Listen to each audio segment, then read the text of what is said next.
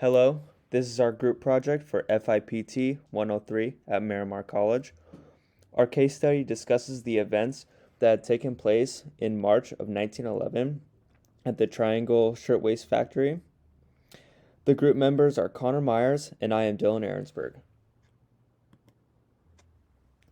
In New York City, on March 25, 1911, the Triangle Shirtwaist Factory was the cause of death of 146 workers.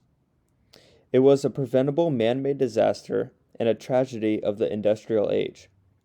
Today, it is remembered as one of the most notorious incidents in the American industrial history. The tragedy was highly preventable, and most of the deaths were a result of overlooked safety features.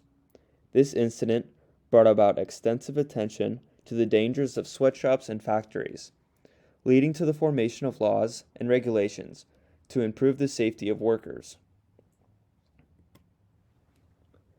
The Triangle Shirtwaist Factory was located in the top 3 floors of the Ash Building in New York City.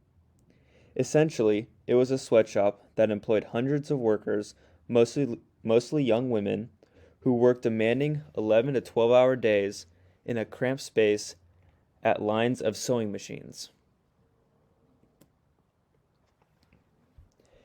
The factories had multiple construction flaws that were overlooked at the time. The building height, for example, created issues.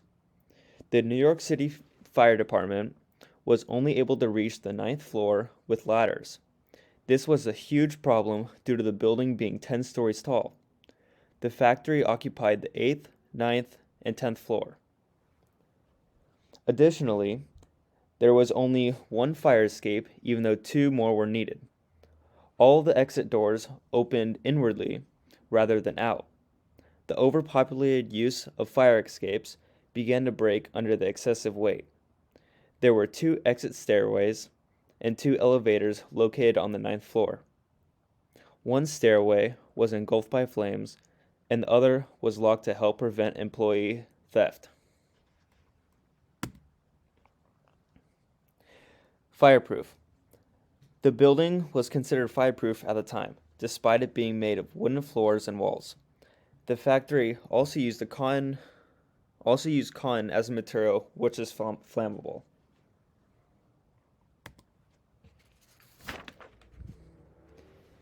Escape routes.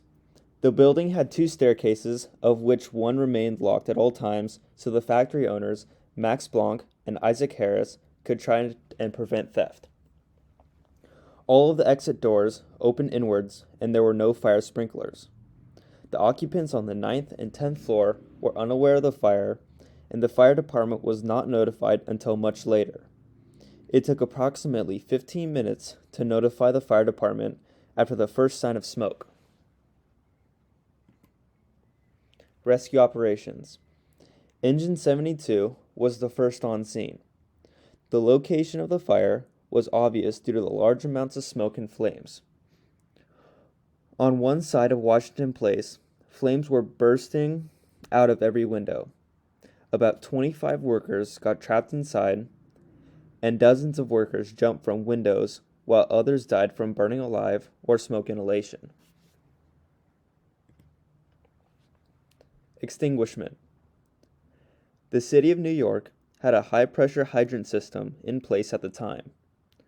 The nearest pumping system was located at Gansevoort Street.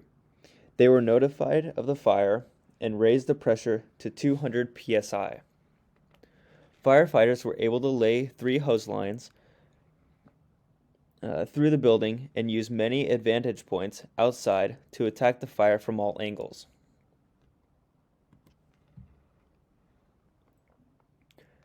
The solution.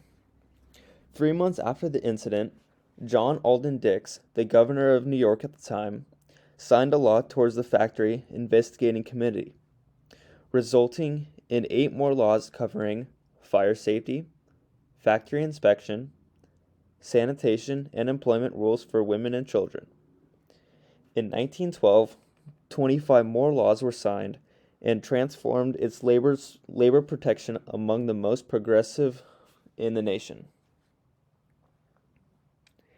In October 1911, New York passed the Sullivan-Hoy Fire Prevention Law. This law required factory owners to install sprinkler systems, established the New York City Fire Prevention Bureau, and expanded the powers of the first commissioner. Years after the tragedy, fire departments developed a more powerful water pump and equipped an additional ladder for more length. These are all of our sources.